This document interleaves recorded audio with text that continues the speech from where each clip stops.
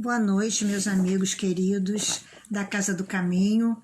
É uma alegria muito grande poder estar aqui dividindo com vocês esse espaço e abrindo o coração, estudando, mergulhando num assunto para nos fazer compreender melhor a necessidade da gente se conhecer.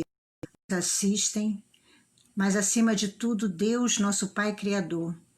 Primeiramente, agradecemos pelo dom da vida, pela presença desses amigos queridos que nos assistem, nos protegem, nos incentivam. E pedimos, Jesus querido, que derrame sobre todos nós, neste momento, a Tua paz, a Tua luz, a Tua proteção. Que este trabalho simples, Senhor, mas feito do fundo do coração, possa levar a quem estiver assistindo o conforto, o consolo, a esperança e a alegria de viver. Abençoe este trabalho, Senhor. Abençoe a todos que estão ouvindo e assistindo neste momento. Abençoe a Casa do Caminho que me ofereceu esta oportunidade. E em Teu nome, Jesus amado, em nome do Dr. Bezerra de Menezes, em nome de Francisco de Assis, em nome de Deus, acima de tudo, pedimos permissão para iniciarmos neste momento o nosso estudo desta noite. Fica conosco, amado Jesus, agora e sempre. Graças a Deus. Bem, meus queridos, vamos então hoje discutir, conversar e abrir o coração sobre esse tema, né? Que vira e mexe a gente perde um pouco a nossa serenidade. Como é que se conquista a serenidade? É o que a gente vem buscando, né, ao longo dos nossos dias, ao longo dos nossos momentos, ser sereno, ser tranquilo, ser feliz, mas a gente é muito invigilante, né? Somos ainda muito inseguros nos nossos passos. Então, eu fui buscar algum conhecimento, algumas palavras para a gente refletir. Encontrei uma passagem do nosso querido Paulo de Tarso que me chamou a atenção e eu trouxe para a gente hoje esse pedacinho para a gente poder avaliar, analisar e entender melhor. Ele diz assim para a gente, olha: desperta, ó tu que dormes, levanta-te dentre os mortos e o Cristo te iluminará. Andai prudentemente, não como tolos, mas como sábios, remindo o tempo, porque os dias são maus. Sede sensatos e procurai compreender a vontade do Senhor. Paulo era muito enfático, né? As palavras deles eram muito vigorosas e essas afirmativas trazem para nós momentos e palavras que nós precisamos analisar com calma. O que ele diz para nós? Ele nos compara, né? Ele compara os homens, ele diz que nós estamos dormindo, porque ele fala: desperta, ó tu que dormes. Então, nós estamos dormindo. Como nós estamos dormindo? E ele explica para nós, né? Que nós estamos dormindo o sono da indiferença. Estamos deixando a vida passar em brancas nuvens. Então ele nos conclama para que a gente desperte e tome rédea da nossa própria vida. E que a gente possa realmente despertar. E ele fala: levanta-te dentre os mortos. Ou seja, sai dessa inércia. Né? Levanta, sacode, faz alguma coisa, trabalha, age, interage, busca a solução para os seus problemas. Saia desse marasmo, desse sono da indiferença, e o Cristo te iluminará. Ou seja, faz que a bênção chegará. Busca que encontrarás. Peça e receberás. Não é assim? Então, mais uma vez, Paulo traz para nós essas reflexões tão importantes para nós, né? Ele diz que é preciso que a gente acorde e despertar para o que viemos fazer aqui. Qual é o nosso objetivo aqui? Por que nós estamos encarnados? Será que é para brincar no planetinha azul? Viemos aqui para brincar ou para buscar a nossa felicidade? Para buscar o nosso crescimento espiritual? Para buscar a nossa serenidade interior? Paulo é um grande exemplo disso. Ele mesmo era um que estava dormindo o sono da indiferença, estava morto, inerte, diante de tanto a fazer. E ele, quando se deu conta que estava cometendo tantos erros, indo pelo caminho errado, ele não pensou duas vezes, parou e retornou, né? E começou a fazer o caminho de volta, agora buscando acertar. Foi um caminho difícil, né? O caminho da volta. Ele fez com muito sacrifício, mas com muita fé, né? Segurando firme nas mãos de Jesus. E ele fez esse caminho de volta e promoveu a sua reforma íntima, ao ponto que no final dos seus dias, Paulo diz para nós assim: já não sou eu mais quem vive, é o Cristo que vive em mim. Ou seja, Paulo já conseguia agir de acordo com os ensinamentos de Jesus. Já fazia aquilo que Jesus esperava que ele fizesse e o que ele espera que nós também possamos fazer. Então, a gente não pode se esquecer de que somos espíritos em evolução e precisamos aproveitar essa encarnação para a gente crescer, para a gente aprender. E Deus, tão misericordioso, nos oferece um tesouro inestimável para a gente poder conquistar tudo isso que a gente precisa. Essas virtudes, né, esses valores, a serenidade, a felicidade. Esse tesouro se chama tempo. Interessante, né? O tempo é o maior tesouro que nós temos nas nossas mãos, mas nós não sabemos quanto tempo o nosso tempo tem. Então a gente não pode desperdiçar. O tempo é igual para todo mundo, mas o valor do tempo é diferente para cada pessoa. E aí eu me pergunto, que valor eu estou dando ao tempo que eu ainda tenho?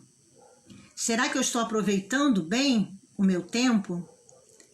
Será que eu estou usando tudo que eu posso para praticar o que eu preciso, utilizando o meu tempo nas coisas boas?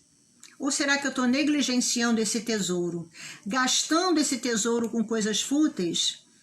É muito importante que a gente saiba administrar bem o nosso tempo. É muito importante mesmo que a gente planeje o nosso tempo. Aliás, tudo na nossa vida, se a gente quiser que tudo seja bem feito, é preciso que a gente faça um planejamento. Nós temos o hábito de fazer planejamentos anuais, planejamentos mensais, planejamentos diários, né? Quando a gente levanta, hoje eu tenho que fazer isso, eu tenho que ir ali, tenho que fazer aquilo. Se a gente não fizer um planejamento, a gente acaba se perdendo. E aí não faz nada bem feito. E aí fica nervoso, aí fica estressado, aí perde a serenidade por falta de planejamento, por bobagens às vezes, né? Então, é preciso que a gente faça um planejamento profissional, familiar, pessoal, né? Social. É importante que a gente faça esse planejamento. A gente costuma fazer isso no fim do ano, né?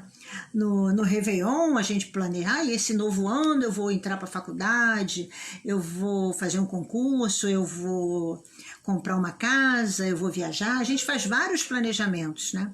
Importante que a gente tenha foco e trabalhe para conquistar esses objetivos, né? Que não fique apenas no papel esse planejamento. Então, ter esses planejamentos é aproveitar melhor o tempo, para a gente não perder tempo com coisas que não têm valor para nós. Por exemplo, em relação aos nossos vícios, temos que olhar para nós e olhar de verdade para dentro de nós e perceber aonde que eu peco mais, aonde que eu tenho as minhas maiores dificuldades, que vícios eu tenho.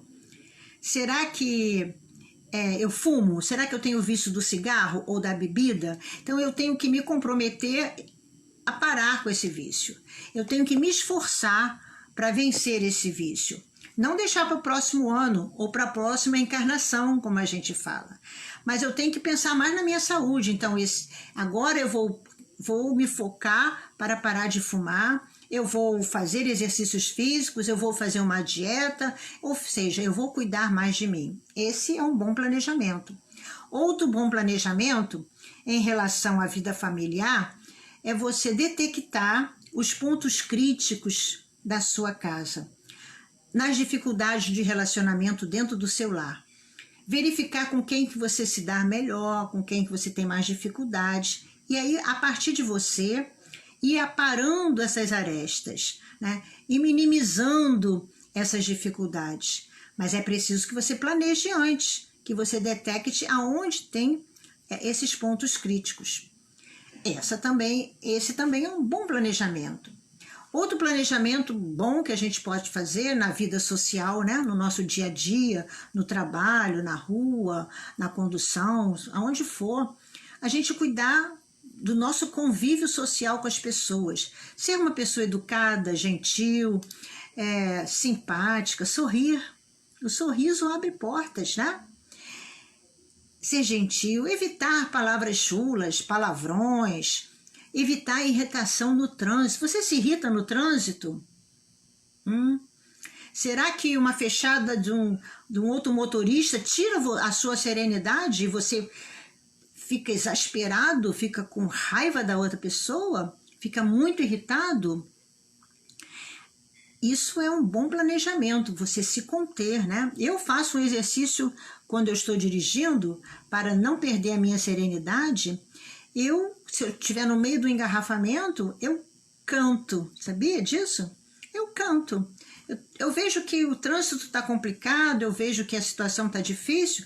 Em vez de eu entrar naquela sintonia, né, de desequilíbrio ou de irritação, eu busco a canção. Aí eu canto a oração de Francisco de Assis, aí eu canto Quanta Luz, eu canto. E quando eu percebo, já passei por aquilo e não me estressei, e não perdi a minha serenidade. É uma boa, faça isso. Então, essa também é uma boa dica para nossa lista de planejamento. Mas é importante, né, que essas boas e excelentes resoluções não fiquem apenas no papel. Né? Que a gente não deixa tudo para depois, não, que a gente realmente se esforce para fazer isso. Porque a gente pode até pensar assim, mas eu não vou conseguir fazer isso tudo mesmo. É muita coisa, né? Mas se a gente se acomodar, né? É mais fácil eu ficar quieta aqui, eu sou assim mesmo, eu não vou vencer o vício do cigarro nunca, eu não vou conseguir isso, eu não vou conseguir, minha família é muito difícil, o meu chefe é muito... Eu nunca vou conseguir me planejar para ser uma pessoa melhor. Pensando nisso tudo, seria mais interessante que ao invés da gente listar esse monte de resoluções, né, que acabaremos não cumprindo mais tarde, se a gente pudesse reduzir esse nosso planejamento em 3 itens apenas, ficaria bem mais fácil, não é? Então, a gente poderia lançar mão da oração, pedir a proteção de Deus para que a gente se torne uma pessoa mais serena, uma pessoa mais equilibrada, uma pessoa mais calma, tá? E que a gente tenha condição de passar por tudo isso com dignidade, com responsabilidade. Então, reduzindo em apenas 3, nós vamos concentrar todo esse nosso esforço na realização desse planejamento, pedindo sempre a proteção de Deus para a gente conseguir. E aí eu achei interessante que eu estava lendo e encontrei a oração da serenidade. Vocês devem conhecer. Muito legal, muito importante, muito profunda essa oração, e vem justamente, né, arrematar essa história aqui que a gente está conversando. A oração da serenidade é uma velha oração que traz para nós exatamente 3 importantes solicitações a Deus. E se a gente realmente conseguir cumprir essas 3, a gente vai realmente estar conquistando a nossa serenidade. A primeira solicitação que devemos fazer nas nossas orações, olha que interessante. Ele fala assim: Senhor, dá-me forças para suportar com serenidade o que não pode e nem deve ser modificado. Olha bem, pedir primeiramente força para suportar com serenidade aquilo que eu não posso mudar, aquilo que é imutável, como por exemplo, a morte de alguém, uma doença terminal, sem cura, um acidente com graves sequelas, né? Enfim, problemas que surgem de repente, mas que nada vai poder mudar aquela situação. Então, Senhor, me dê forças para que eu possa suportar com serenidade essa dificuldade, essa dor, esse momento difícil, essas situações. Tem pessoas até que recorrem ao suicídio porque perdeu um ente querido, porque descobriu que está com uma doença sem cura, se desequilibram ao ponto de recorrerem ao suicídio. O Espiritismo, a nossa doutrina, ela é uma bênção de Deus nesse sentido, em todos os sentidos, né? Mas nesse especialmente porque ela nos dá uma visão clara e nos prova que não existe efeito sem causa. E ela nos diz que se essa dor está chegando, é porque você precisa passar por ela e que a gente aproveite para entender, para crescer. Pode chorar, pode sofrer, porque somos humanos, mas jamais se desesperar, jamais perder a serenidade diante de coisas que você não pode mudar, né? Então, o Espiritismo, além de nos esclarecer, ele vai nos confortar, vai nos dar ânimo, vai nos dar coragem para recomeçar, né? Porque ele nos fala, acima de tudo, que Deus é infinitamente bom e justo. E justo deve ser tudo que acontece na nossa vida, que é para o nosso bem. Então, primeiro foi pedir forças para suportar. Qual é a segunda solicitação? A segunda solicitação é assim: Senhor, dá-me coragem para modificar aquilo que pode e que deve ser modificado. Olha bem a diferença da primeira. A primeira, força para suportar. Não posso mudar nada, eu tenho que me conformar. Mas a segunda solicitação é pedir coragem para modificar aquilo que pode e que deve ser modificado. Ah, é preciso coragem mesmo para você modificar em você aquilo que deve ser modificado, que você sabe que é negativo, que você sabe que é ruim, né? Que você sabe que você deve trabalhar para aquilo, mas você não tem coragem para mexer nisso. E você se conforma com o erro e acha que você nasceu assim, vai ficar assim, porque sair da zona de conforto dá muito trabalho. Então é preciso ter coragem, né, para você modificar o vício, por exemplo, do cigarro, o vício do álcool, né? Você sabe que faz mal, mas você não tem forças para lutar contra aquilo. E agora você já sabe que você precisa vencer isso, porque você está gerando um problema maior para você no futuro. A gente pode pedir coragem para modificar, por exemplo, a situação do desemprego. Ninguém reencarnou com escrito que você ia passar por dificuldades, que você ia ficar desempregado, não. Isso são situações decorrentes das suas escolhas. E você pode e deve modificar tudo isso. Tem até uma historinha que eu trouxe aqui, bem interessante, de uma senhora viúva que tinha 4 filhos pequenos e ficou sozinha para cuidar daquelas crianças sem dinheiro nenhum. O que ela ia fazer? Sabe o que ela fez, gente?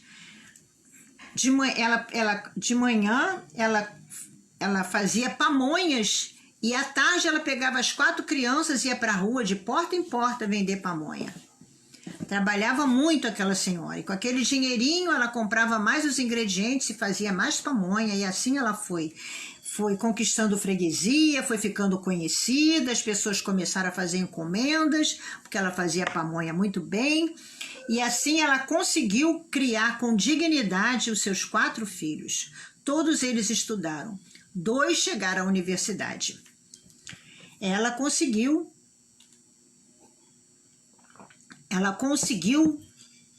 ter coragem para mudar aquilo que precisava ser mudado. Ela não se conformou com a situação da penúria, do desemprego, né? Podia sentar na porta da igreja e ficar pedindo esmola, botar as crianças para pedir esmola no sinal, mas ela não fez isso.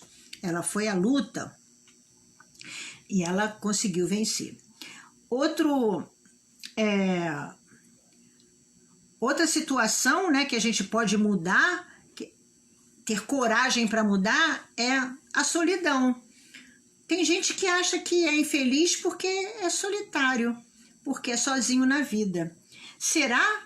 Será que estava escrito no meu destino que eu ia ter que viver sozinho e sofrer a solidão? Ah, meus filhos cresceram e foram embora. Ah, o meu marido morreu, me abandonou. Eu não tive sorte com amigos, com ninguém. Eu estou sozinho, ninguém me ama, ninguém me quer. Então, eu visto então a minha capa de coitadinha de mim, né? Me fecho no meu mundinho, sozinha, e aí acho que sou a mais infeliz das criaturas e não tenho coragem para mudar essa situação. Por isso que a prece da serenidade, a segunda solicitação é você pedir coragem, porque ser solitário não é sinônimo de ser infeliz. Onde que você leu isso? Da onde você tirou isso, né? Não existe isso, porque nós somos criaturas que fomos criados para viver sozinho, você tenha que se isolar do mundo. Muito pelo contrário, né? Ser solitário não existe que você não seja solidário. Muito pelo contrário, você tem até mais tempo para você ser mais solidário.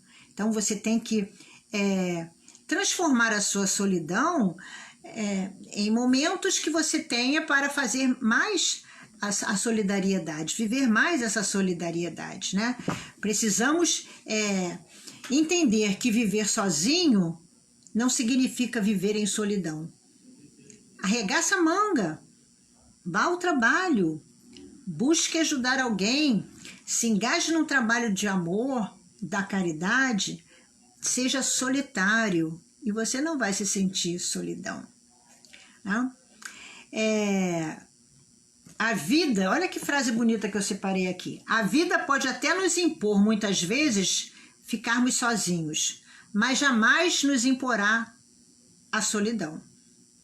Né? Então, é preciso que a gente esqueça que jamais alguém será solitário sendo solidário. Porque quando você se dispõe a ajudar alguém, pronto, você já está envolvido num grupo de amor, né? Num grupo de pessoas que afins com o mesmo objetivo. E aí, eu trouxe para a gente pensar agora numa história de um... Não sei se vocês conhecem essa história. O nome dele era Micael. Ele era um sapateiro muito bom, um excelente profissional. E ele vivia numa cidadezinha simples. Ele era muito simples, muito humilde. Ele era casado, ele tinha 4 filhos, vivia com a esposa, com os 4 filhinhos, era muito feliz. Todos na cidade gostavam muito dele, porque ele era um excelente sapateiro e era uma pessoa muito educada, né? Muito gentil. Ele era muito feliz, sempre sorrindo, sempre alegre. Mas, de repente, tudo mudou. Os seus filhos foram adoecendo um de cada vez e foram morrendo os filhos dele. Os 4 filhos dele morreram. Ele ficou desesperado. E depois de algum tempo, a esposa também veio a desencarnar.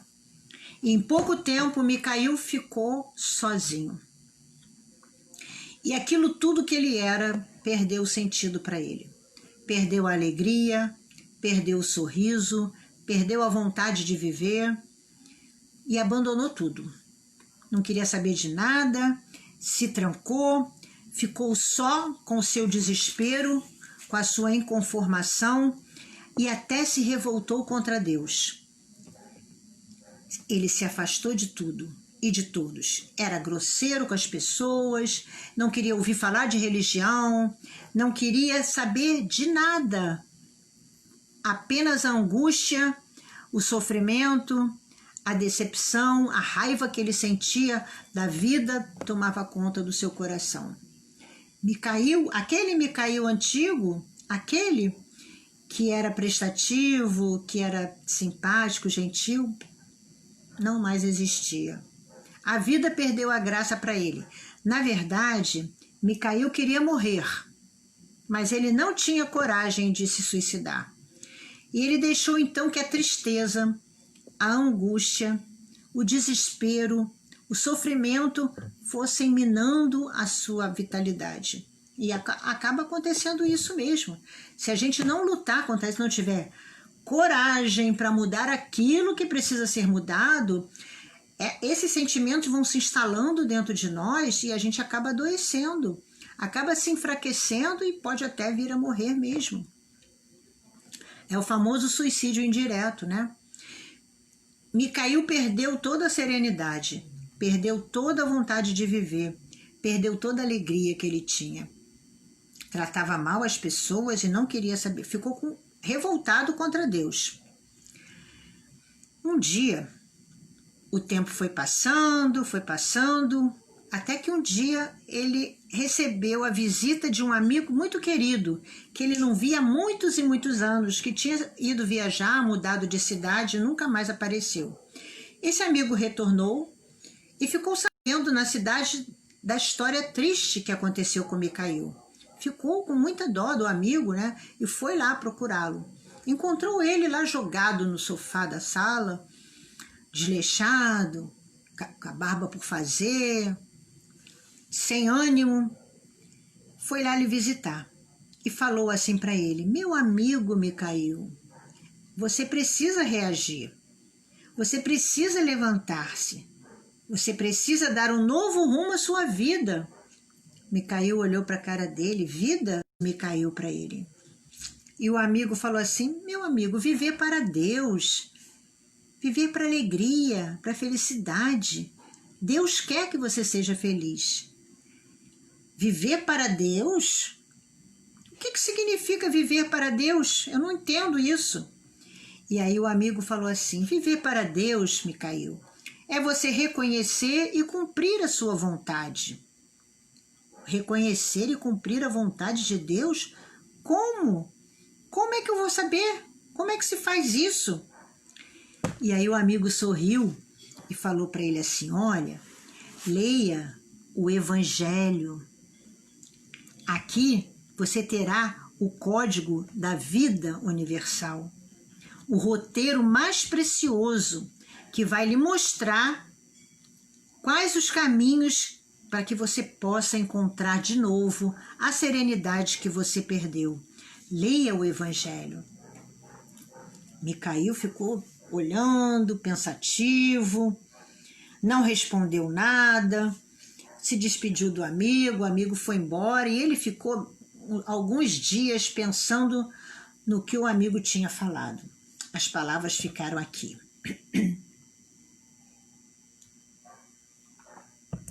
E aí, depois de algum tempo de tanto pensar, ele falou assim para ele mesmo: ah, eu não tenho nada a perder mesmo, né? Ler um livro ou não ler o livro não vai fazer nenhuma diferença, então eu vou ler o livro. Ele comprou o Novo Testamento, que ele nem tinha, ele tinha brigado com Deus, ele acabou na religião, porque ele também não entendia nada que falavam na missa, que era tudo em latim, né? Ele não tinha nada em casa, ele comprou então o Antigo Testamento e aí começou a ler nos finais de semana.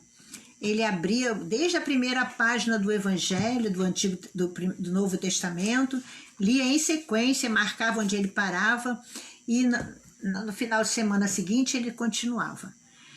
Gente, a leitura do Evangelho encantou Micael. Ele ficou maravilhado com as lições de Jesus, nas circunstâncias da vida do Mestre, na clareza dos seus sábios ensinamentos, na grandeza das palavras que Jesus trazia para nós. E ele percebeu que ele não sabia nada a respeito de Jesus até então. Nada que ele tinha ouvido antes nas missas, nada que ele tinha escutado das pessoas, traziam para ele o esclarecimento que ele estava encontrando na leitura do Evangelho. Ele ficou encantado e ele ansiava pela leitura. E ele chegava correndo para o seu livro e começou a ler diariamente. Era só os finais de semana, né?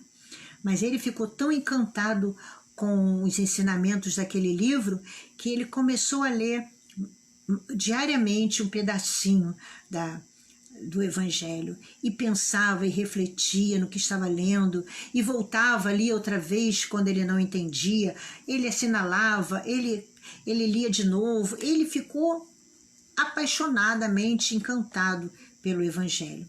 E ele foi lendo e foi sentindo que ele começou a mudar o seu campo vibratório, começou a não sentir mais tanta angústia no seu coração. Já não chorava tanto, já não tinha noites de insônia. Ele foi sentindo um conforto no seu coração que trazia uma leveza para sua alma. Ainda não se sentia feliz, mas já estava dominado. A revolta e o desespero estavam indo embora. Estava chegando para ele a esperança, a serenidade, a alegria, estavam de volta para Micael. E aos pouquinhos, sem ele perceber, ele foi retomando aquele Micael do início. Um dia, ele estava lendo o Evangelho, como ele gostava tanto de fazer, e aconteceu algo muito extraordinário na vida dele. Ele pegou o Evangelho e leu uma passagem na qual Jesus vai à casa de um fariseu e esse o trata mal, com ironia. Micael ficou indignado e pensou assim: tratar Jesus dessa forma?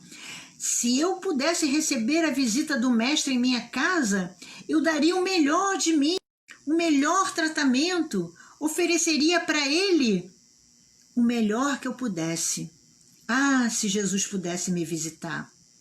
E continuou a sua leitura, quando de repente, no meio da leitura, ele ouviu uma voz assim: Micael, prepara-te, amanhã eu virei.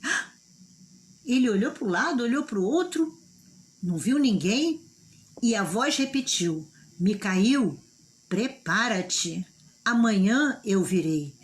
E Micael, lá dentro do seu coração, pulando, ele entendeu que era Jesus que estava falando com ele. Ele explodiu de emoção. E no dia seguinte, então, ele acordou bem cedo, arrumou a casa toda, preparou a casa bem bonita para receber a visita de Jesus, porque Jesus falou que viria. Ele fez então, pensou: o que será que eu vou oferecer para o mestre? Vou oferecer uma sopa de legumes, porque está muito frio e ele vai se esquentar com a sopa de legumes. Vou fazer também um mingau de aveia e depois um chá com torradas para ele. Eu acho que ele vai ficar feliz. E Micael ficou feliz da vida, preparando o banquete para apresentar para Jesus. Foi para a sua oficina trabalhar ao lado da casa dele e espiava toda hora da janela para a rua, para a estrada, para ver quando Jesus chegasse.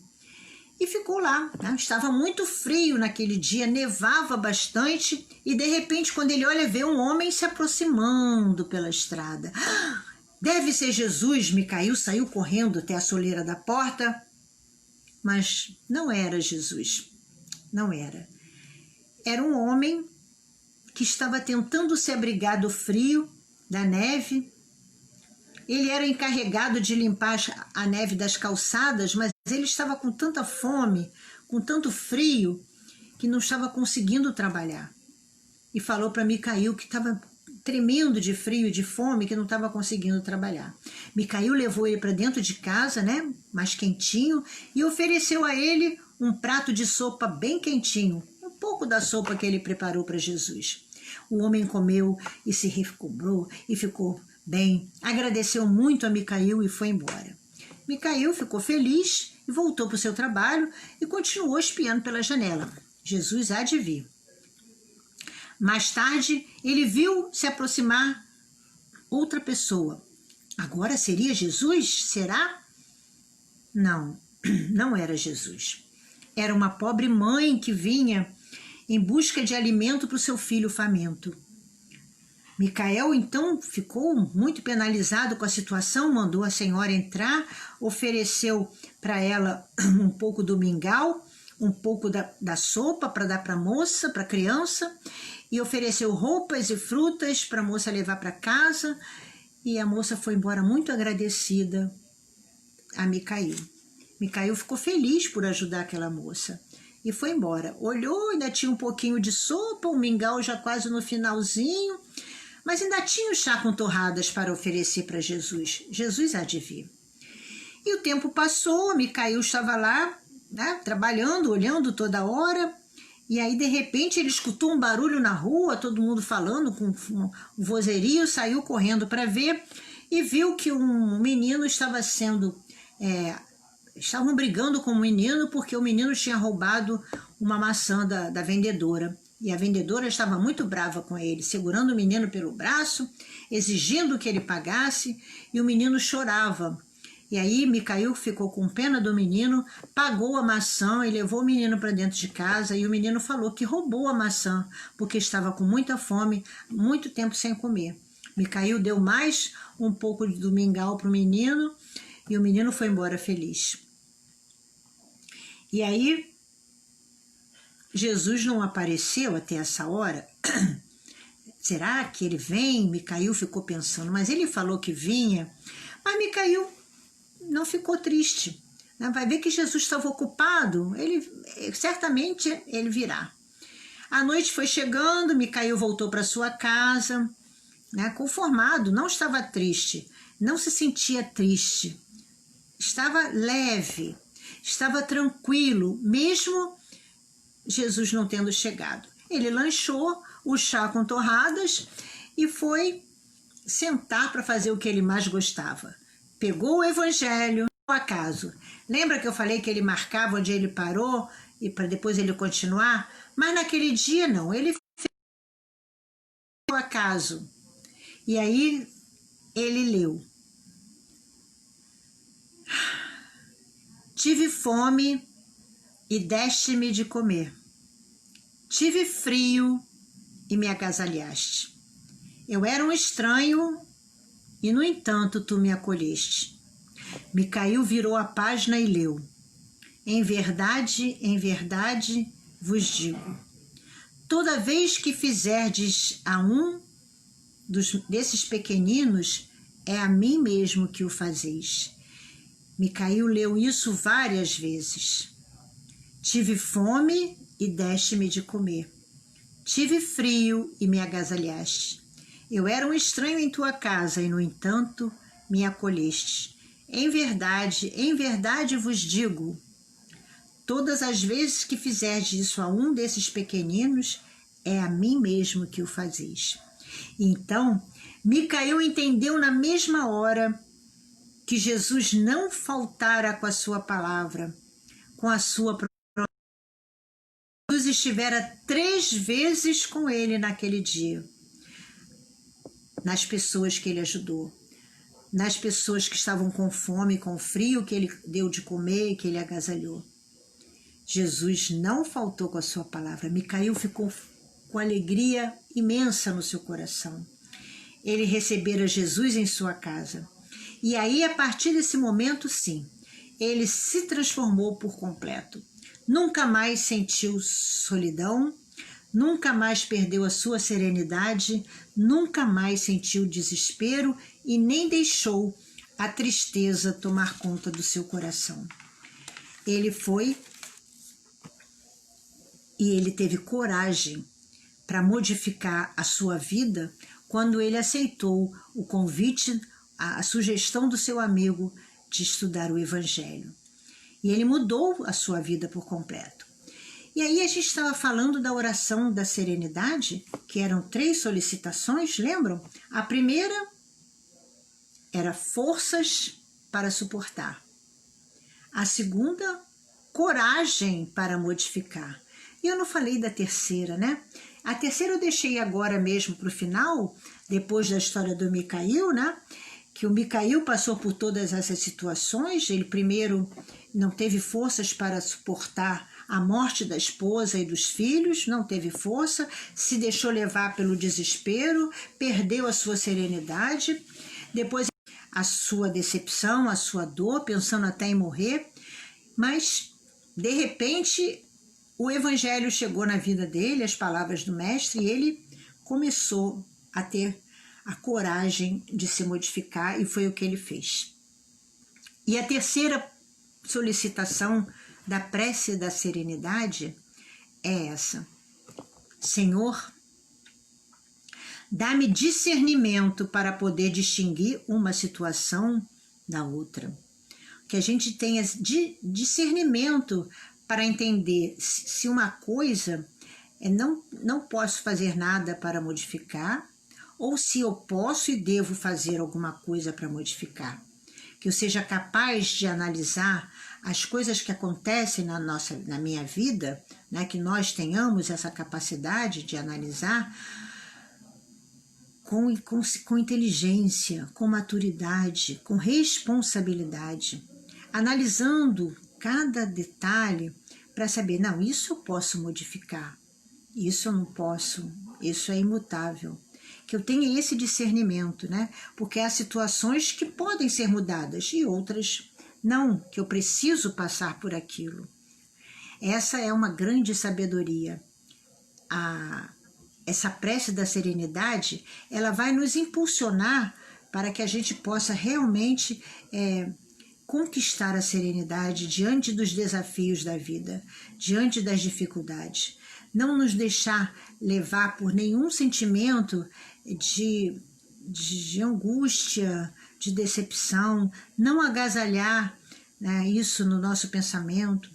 Como diz Emmanuel, eu não posso impedir que uma ave pouse na minha cabeça, mas eu sou responsável se eu deixar ela fazer ninho aqui. O que isso quer dizer? Eu não posso impedir que um pensamento estranho entre no meu pensamento, na minha mente, mas eu sou responsável se eu agasalhar esse pensamento. Então, se um pensamento sinistro, né, vier, eu tenho que deletar esse pensamento, eu tenho que expulsá-lo, eu não posso viver essa sintonia do mal. Eu não posso deixar que coisas ruins que aconteceram no passado prejudiquem o meu presente e compliquem o meu futuro. Eu sou responsável por mudar isso tudo. É o tempo que eu tenho na minha mão. E eu preciso trabalhar com esse tempo, porque o tempo passa muito rápido. Hoje, eu tenho algum tempo na minha mão, mas esse tempo pode estar no final. Eu não posso desperdiçá-lo. Então, se nós observarmos bem a prece da serenidade, se administrarmos bem todo o tempo que nós temos nas nossas mãos e nos esforçarmos para sermos criaturas cada vez melhores, alcançaremos a serenidade. Porque a serenidade é uma paz de espírito. A serenidade está dentro de nós. Basta que a gente não se deixe atormentar pelos fantasmas que nós mesmos criamos. Somos filhos de Deus. Somos criaturas feitas pelo amor do Pai. Fomos criados para sermos felizes. E todas as situações difíceis da vida têm problema, têm solução. A solução, precisamos encontrá-la com a nossa força de vontade, porque no final tudo vai ficar bem. E se ainda não está bem, como disse o nosso amigo Chico, é porque ainda não chegou no final. Então, que sejamos serenos diante da vida, que sejamos gratos a Deus por termos o tempo ainda nas nossas mãos para transformar tudo que devemos transformar dentro de nós e nos tornarmos pessoas cada vez mais dignas de tanto bem que temos na nossa existência. Pararmos de reclamar de tudo, de chorar por tudo e por nada, de nos sentirmos desprezados, abandonados, arregaçar as mangas diante de tanto trabalho a fazer e agradecer a Deus por tudo. Então, meus amigos, sejamos assim, gratos a Deus e serenos no nosso dia a dia.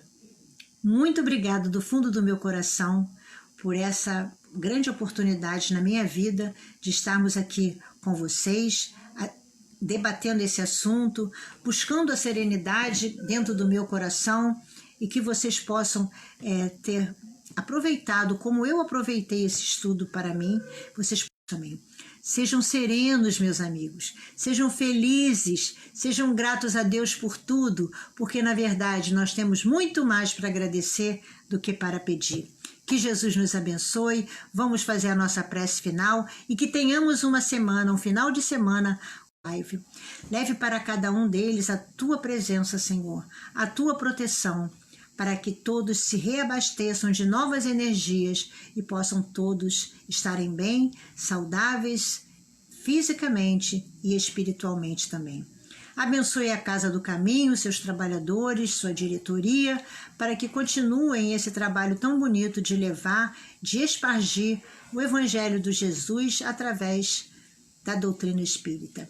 Fica conosco, Jesus, agora e sempre, e muito obrigado, Senhor, por esta oportunidade. Que assim seja, graças a Deus. Um beijo para todos e boa noite, e até a próxima, se Deus quiser.